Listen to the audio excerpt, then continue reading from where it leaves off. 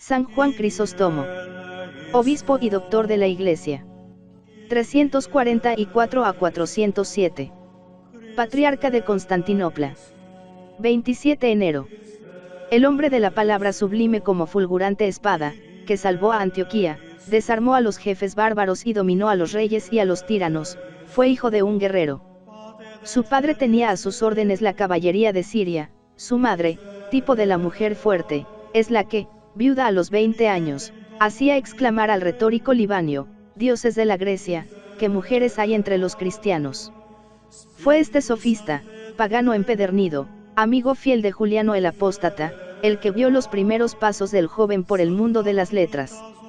El genio del discípulo le llenaba de orgullo, aún queda una carta en que lo confiesa, pero sus tendencias religiosas le entristecían.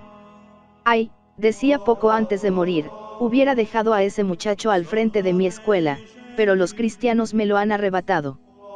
Juan dio comienzo a su vida de orador en el foro.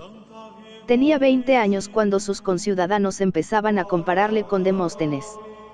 Pero un día, en medio de la embriaguez del triunfo, deja la tribuna y se presenta al obispo de Antioquía pidiéndole el bautismo. Esto es poco, necesita practicar el evangelio integral, quiere seguir el ejemplo de dos anacoretas, y se dispone a internarse en el desierto de Siria. Cuando mi madre, dice él mismo, supo mi resolución, tomóme de la mano, llevóme a su habitación, y habiendo hecho que me sentase junto a la cama donde me había dado el ser, rompió a llorar y a decirme cosas más amargas que su llanto. Juan no tuvo valor para afligir a su madre, pero, algo más tarde, un suceso inesperado vino a empujarle nuevamente hacia la soledad. Juan tenía un santo amigo que se llamaba Basilio. Uníame a él, nos dice, una amistad sagrada, de esas que nacen en los bancos de la escuela, y que no puede extinguir el viento de las solicitudes de la vida. Éramos inseparables. La aplicación a los mismos estudios, bajo los mismos maestros, un ardor, una emulación iguales en las aulas, todo concurría a darnos la misma aptitud y los mismos gustos. Un día Basilio vino a anunciar a Juan que el pueblo les quería hacer obispos. Pero aquellos hombres eran tan dignos de esa dignidad sublime, que temblaban antes de aceptarla. Un sentimiento profundo, como de espanto ante la majestad episcopal, hacía que se apartasen de ella. ¿Qué piensas hacer tú?, preguntó Basilio a su amigo. Lo que tú hagas, respondió Juan. Seguro, refiere él mismo, de lo mucho que perjudicaría a la Iglesia si por mi culpa se viese privada de tal pastor. Yo, que tenía acostumbrado a Basilio a leer en el fondo de mi alma, le oculté entonces mi pensamiento, y aún le dije que en todo caso haría lo mismo que él. Llegó a poco el día de la consagración, apoderáronse de Basilio, y tuvo que doblegarse al yugo, buscaron a Juan y fue imposible encontrarle, había huido. El pueblo, que esperaba 2 víctimas, se amotinó en la basílica, y el consagrado, dándose cuenta del engaño que había sufrido, fue en busca de su amigo para echarle en cara su despiadada astucia. Sentado junto a mí, dice el fugitivo, me hablaba, entre sollozos, de aquella violencia sin precedentes. Pero el dolor le ahogaba y las palabras expiraban en su garganta. Viéndole anegado en llanto y presa de tal turbación, y, que sabía la causa de todo, no pude contener la risa, y, tomándole la mano, quise besársela, dando gracias a Dios por el éxito de mi estratagema. Al ver mi alegría, su dolor se aumentó con la indignación. Juan le consoló enviándole el primero de sus libros, el diálogo sobre el sacerdocio, obra llena de gravedad y de imaginación, que nos revela en el joven escritor todas las dotes del orador futuro. El diálogo fue escrito en una caverna. En su retiro, el solitario mezclaba con el estudio el trabajo, la oración y la meditación. Los grandes hombres de aquel tiempo venían del desierto. La soledad, que es la madre de las ideas que transforman al mundo, les preparaba para su reaparición en la ciudad. Juan vuelve a Antioquía guiado por Dios. La enfermedad le ha hecho imposible aquella vida de penitencia. También Dios tiene sus pretextos. En realidad, viene para cumplir entre los hombres sus grandes destinos. Aquella voz no estaba hecha para clamar en el desierto. El patriarca Flaviano la aprisionó, vinculándola a la iglesia de Antioquía, donde resonó con magníficos acentos por espacio de 20 años. Sacerdote y ayudante de su obispo, Juan se entregó desde entonces a su pueblo de Antioquía, se entregó por el ministerio, por la limosna, por el sacrificio, por la palabra. Por la palabra, sobre todo. Ya se ha convertido en Juan Crisóstomo, el de la boca de oro. Predica constantemente, interpreta con llamaradas de imágenes las sagradas escrituras, expone con elocuencia los deberes de la moral, ataca los vicios, describe los desórdenes de los magnates, sus palacios de cedro y de pórfido, sus despilfarros en las carreras del circo, el lujo de las mujeres, que llenan las calles con su cortejo de eunucos y esclavas, el orgullo de los filósofos que se pasean bajo los pórticos antioquenos con su larga barba, su manto y su bastón. Es más moralista que teólogo, analiza más que profundiza. No le gusta el vuelo del águila, quiere vivir en contacto con los miserables que se arrastran en la tierra, examina, sondea, exhorta, anima, consuela y aconseja. No hay en el alma humana repliegues que se oculten a su mirada. Es íntimo y familiar, es actual y preciso. Su elocuencia no es aquella que abruma al oyente sin conmoverle, sino que penetra en el fondo del corazón y se apodera de él, sin que apenas se dé cuenta, deslumbrado por la magia del decir. Con frecuencia reprende a sus oyentes, porque no le miran como un apóstol, como un hermano, como un padre. Más que por la magnificencia, triunfa por la familiaridad, por la sencillez, por la gracia casera y popular. Se adapta hasta a las más ínfimas condiciones sociales e intelectuales, y sigue personalmente, directamente, a los que en ellas viven, para hacer penetrar en sus almas las más altas verdades. Diríase que conoce a todos sus oyentes y que se dirige a cada uno personalmente, según la variedad de exhortaciones y consejos. No hay nada en su lenguaje de hueco, de vago, de impersonal, de teórico, no hay nada que no tenga una dirección práctica y bien determinada. Esta intimidad del orador con su auditorio le permite ingenuas audacias, que hoy nos llenarían de extrañeza, tal vez porque hoy no tenemos el robusto sentido de humanidad para comprender el encanto de esos atrevimientos. Penetrando en lo más sagrado del hogar, el Crisóstomo aconseja al esposo que no oculte su cariño, sino que le descubra con viveza y naturalidad. Hasta le indica la manera de entablar la primera conversación con su joven esposa, puedes decirle graciosamente, niña mía, he juntado mi existencia a la tuya en lo más importante y necesario de la tierra. Podía haberme casado con una mujer más rica, y no he querido. Todo lo he desdeñado para no ver más que las necesidades de tu alma, que estimo por encima de todos los tesoros del mundo. Habla luego de las relaciones de los esposos. Y con qué gracia recomienda la gracia. Con qué dulzura la dulzura. Cuán tiernamente vela sobre la fragilidad del amor. Supongamos que a una mujer se le antoja alguna cosa. ¿Qué ha de hacer el marido? Negársela. Irritarse. No, dice Juan, demostrarás a tu mujer el error, pero con una gran bondad. La exhortación a la virtud tiene en sí misma algo de severidad excesiva, sobre todo cuando se dirige a una joven tímida y delicada. Si ella dice, esto es mío, contesta enseguida, ¿qué es lo que reclamas por tuyo? Yo no lo sé, porque para mí nada hay propio, y no esto o aquello, sino todo te pertenece, y yo el primero. Y no temas, amigo mío, no temas que este lenguaje envanezca demasiado a tu mujer. En esta comunicación constante del pastor con su pueblo, hay un momento dramático en que la voz del Crisóstomo vibra con más ternura que nunca, y su idea fulgura con más poderosa eficacia. En 387, con motivo de un impuesto extraordinario, una sedición acababa de ensangrentar las calles de Antioquía, la curia, asaltada, arrastrado y maltratado el prefecto, destruidas entre salvaje gritería las estatuas del emperador, de la emperatriz y de sus hijos. El emperador era el español Teodosio, tan grande como violento y justiciero. En Constantinopla se hablaba de incendiar la ciudad. Teodosio rechazó el consejo, pero dio orden de hacer una investigación severa y proceder con rigor a la ejecución del castigo. Entretanto, el patriarca se dirige a la corte en demanda de perdón. En la expectación de una justicia despiadada, el pueblo gime aterrado. Muchos quieren huir, otros se exaltan hasta la desesperación. Crisóstomo, que ha quedado al frente de la Iglesia, acude al poder soberano de su palabra, conjura el peligro, que renace cada día, tranquiliza a la población, exasperada hasta la locura, la defiende contra insinuaciones malsanas de los agitadores, reanima sus esperanzas en la clemencia, la distrae de sus preocupaciones obsesionantes con la exposición de las verdades de la fe, y la exhorta a la penitencia para hacerla digna del perdón divino. Así durante 20 días, pronunciando los 20 discursos que se llaman de las estatuas, monumento de historia y elocuencia, que no tiene otro igual en la antigüedad. Cicerón es más grandilocuente, Demóstenes cautiva más, pero ninguna otra palabra humana produce la impresión de una comunicación más íntima entre el que habla y los que escuchan. Crisóstomo conjura, amenaza, suplica, según los movimientos de la muchedumbre, colérica y voluble, que de la postración pasaba a la rebelión. Durante unos días, la enfermedad le obliga a ausentarse. El terror del pueblo llega entonces al paroxismo.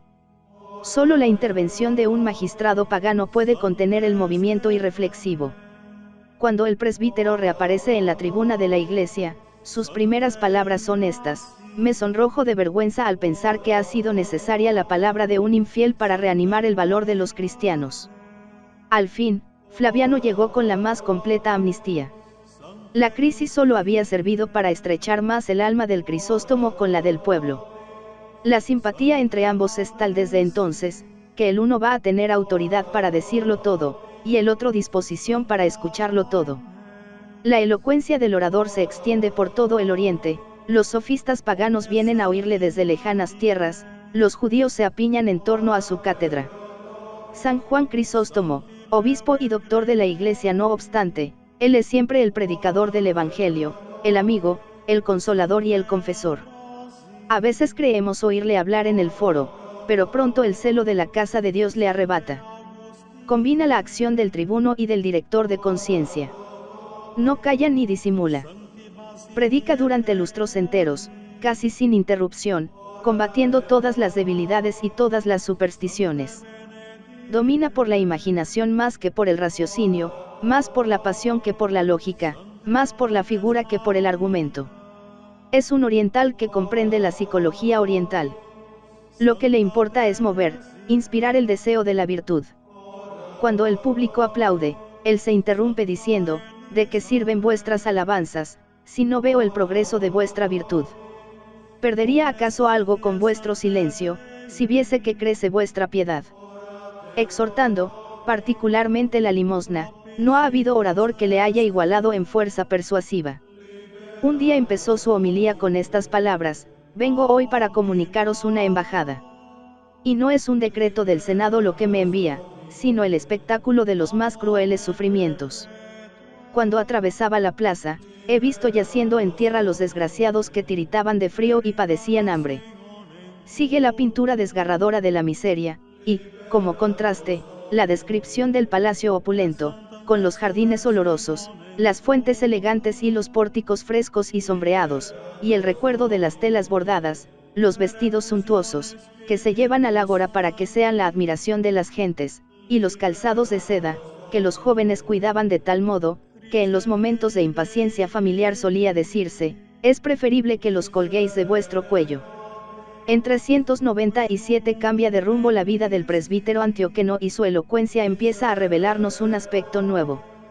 Nombrado patriarca de Constantinopla, va a manifestar frente a la corte, frente a la injusticia de los poderosos de la tierra, toda la audacia, toda la heroica altivez de que darán más tarde ejemplo un Hildebrando o un Tomás Becket.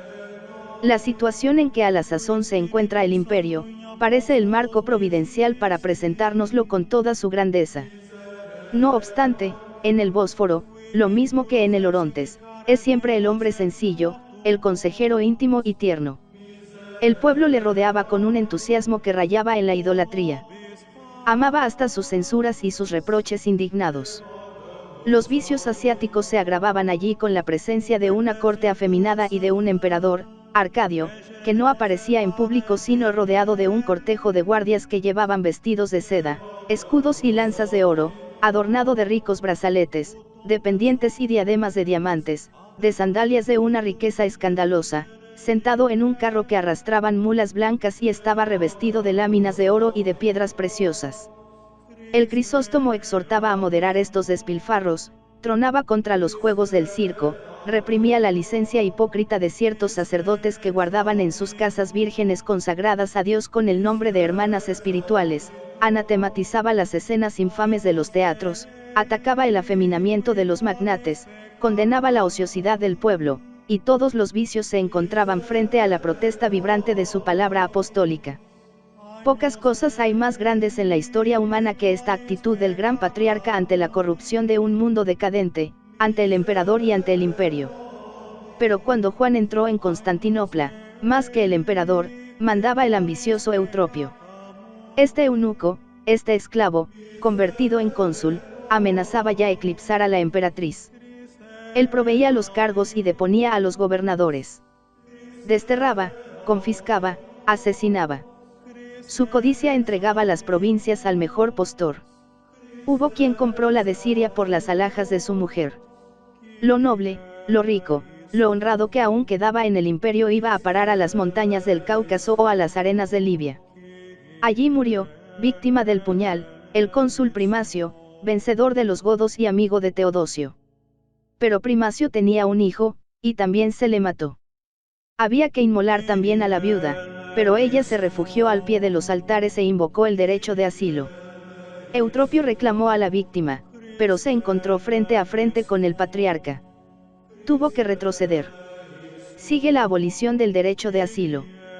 Todo el mundo se prosterna ante el tirano, solo el obispo se yergue ante él sin debilidad y sin ostentación. Todo cambia repentinamente, la emperatriz, de rodillas ante su esposo, pidiendo venganza, una revolución palaciega, un motín popular. Voces de odio, de ira, de muerte contra el valido. Empieza un drama sublime. Echado del palacio, Eutropio huye, todas las salidas se le obstruyen, todas las puertas se le cierran. Solo hay una abierta para él, la del templo, entra e invoca el derecho de asilo. El emperador le reclama, como él había reclamado a la viuda. El emperador y el eunuco tienen que retroceder delante del patriarca. Siempre altivo, siempre humilde, siempre grande, Crisóstomo invoca el derecho de la libertad y de la misericordia. La lucha es ahora más terrible, el pueblo, furioso, llena la iglesia, pidiendo la muerte del criminal, el tumulto se alza como un mar alborotado, pero sobre la tempestad de las pasiones suena la voz de la justicia, increpando unas veces a los perseguidores, otras veces al perseguido, echando en cara, a los unos, sus adulaciones pasadas y sus cóleras presentes, al otro, su soberbia y su bajeza. Vanidad de vanidades, exclama. ¿Dónde está ahora el ilustre esplendor del consulado? ¿Dónde las hachas encendidas que precedían siempre a este hombre en su camino, las danzas y aclamaciones, los banquetes y las fiestas? ¿Qué se hicieron las coronas y ornatos de su cabeza, el ruidoso entusiasmo de la ciudad y los vítores en el circo? Este fue el comienzo. Después, volviéndose con transición magnífica al eunuco, asido de las columnas del altar, pregunta el orador, ¿no te dije muchas veces que la riqueza es cosa fugitiva? Eras un rey, y no podías soportar mis palabras. No te decía que la riqueza es un servidor ingrato. Eras un rey, y no querías creerme, y ahora la experiencia te enseña que la riqueza es no solo fugitiva e ingrata, sino también homicida, pues ya ves a qué estado te reduce. No te decía que las heridas causadas por un amigo valen más que las caricias del enemigo. Al oír estas imprecaciones, la multitud ruge indignada, pero el orador la conmueve pintando el estado lastimoso del caído, su humillación, su angustia mortal, su palidez cadavérica, el rechinar de sus dientes, el temblar de su cuerpo, el sollozo de su garganta, y añade, viéndose ya triunfante, Dios permite que un hombre tal demuestre con sus desdichas el poder y la clemencia de la Iglesia. He aquí cómo se confunde a los judíos y a los gentiles. Para salvar al enemigo que se refugia a su sombra, la Iglesia se expone al enojo del emperador. Este es el mejor ornato al altar. Ese avaro, diréis, ese ladrón, ese malvado, el que se agarra a la sagrada mesa. Vaya un ornato, no habléis así. Una prostituta enjugó los pies de Cristo, y empañó acaso su gloria. El auditorio, antes frenético de cólera, ha caído de rodillas, prorrumpe en llanto, perdona. Vamos, dice entonces San Juan, vamos a echarnos a los pies del príncipe, o mejor, roguemos a Dios que le dé un corazón que sepa compadecer. El triunfo fue completo, hubo calma, hubo perdón, se respetó el derecho de asilo, y el eunuco, protegido por la fuerza que le había salvado, se retiró a terminar sus días en Chipre. No obstante, sobre la cabeza del patriarca se cernía otra tempestad. El pueblo le idolatraba, pero la corte le consideraba como un obstáculo. Y, sin embargo, él la había salvado más de una vez deteniendo en la frontera a los jefes bárbaros que la amenazaban. Pero aquel campo donde había triunfado Eutropio no era más que intriga, frivolidad, bajeza e hipocresía. Ahora se conjuraba contra el Crisóstomo. En la liga entraban cortesanos, sacerdotes envidiosos, ricas matronas ofendidas por las censuras del orador, la misma emperatriz y el emperador, que iba donde le llevaban. Un concilio, presidido por el patriarca de Alejandría, que consideraba como rival suyo al de Constantinopla, se encargó de saciar la sed de venganza, deponiendo al acusado. Entretanto, Crisóstomo hablaba al pueblo con vehemencia nueva: ¿qué voy a temer?, decía. La muerte. Ya sabéis que Cristo es mi vida, y el morir una ganancia. El destierro. Pero si la tierra toda es del Señor. La pérdida de los bienes. Nada hemos traído a este mundo y nada llevaremos de él. Desprecio todos los terrores, me río de los bienes, ni temo la pobreza, ni deseo la riqueza, ni me aterra la muerte, y si deseo vivir, es por el bien de vuestras almas.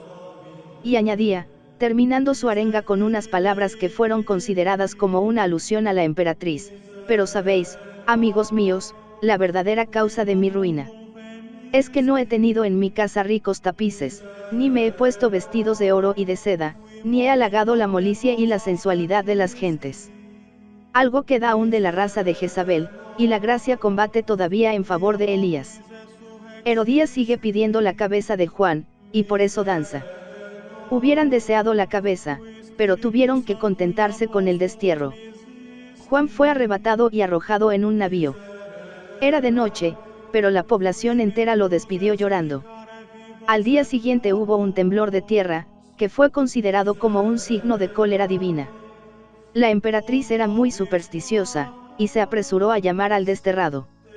Fue una vuelta triunfal, el Bósforo, cubierto de navíos empavesados, iluminado de antorchas, alegrado por las aclamaciones y los cantos populares, Juan, arrastrado hasta la basílica, colocado en la cátedra y vitoreado frenéticamente. Se hizo el silencio, y empezó a hablar con estas frases sencillas y sublimes a la vez: bendito sea el Señor. Lo decía al marchar, lo digo al volver, y nunca me cansaré de decirlo. Recordáis que el último día os propuse la imagen de Job y sus palabras: es la prenda que os dejé, es la acción de gracias que ahora traigo. La situación es diferente, el himno de gratitud es el mismo. Desterrado, bendecía; vuelto del destierro, sigo bendiciendo. El invierno y el estío tienen un mismo fin: la fertilidad de la tierra. Bendito sea el Señor que desencadena la tormenta. Bendito sea el Señor que restablece la calma.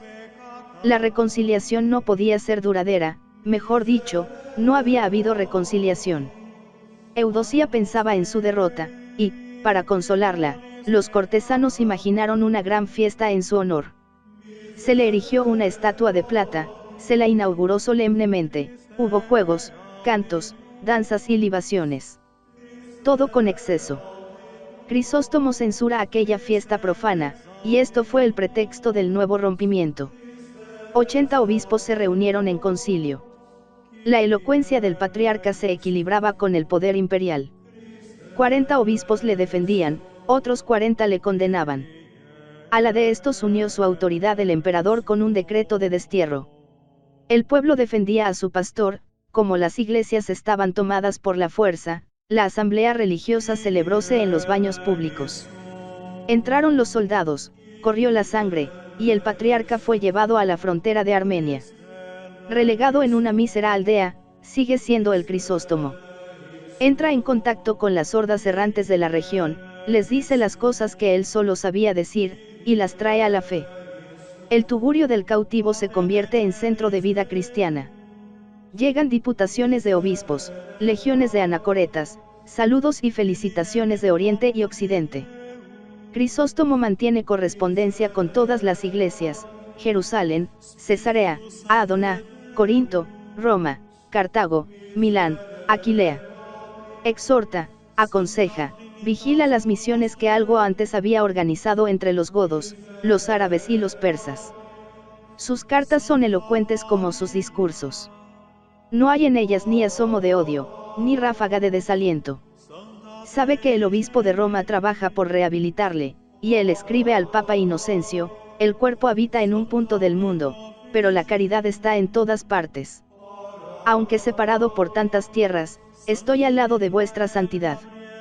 Por mi parte, os agradezco que aumentéis vuestro afecto hacia mí, puesto que es tan fuerte la tempestad. Entre el hambre, la guerra, el contagio, los asaltos continuos, la soledad sin fin, la espada de los bárbaros, es para mí el mayor de los consuelos el que vuestra santidad se acuerde de mí, me ame y me bendiga. Con semejante protección, iría sin pena al lugar más desolado de la tierra. Aquella actividad en torno a la vivienda del gran proscrito alarmó a la emperatriz. Además, el pueblo de Constantinopla pedía a su obispo, y los juanistas se movían en todo el oriente. A los 3 años de destierro, Juan iba a ser trasladado a la costa oriental del Mar Negro, pero sus fuerzas estaban agotadas. A causa de la fiebre, el viaje era lento. Habiendo llegado al pueblo de Coman, hizo que le introdujeran en una ermita que había junto al camino, y allí expiró pronunciando estas palabras: Gloria a Dios por todas las cosas.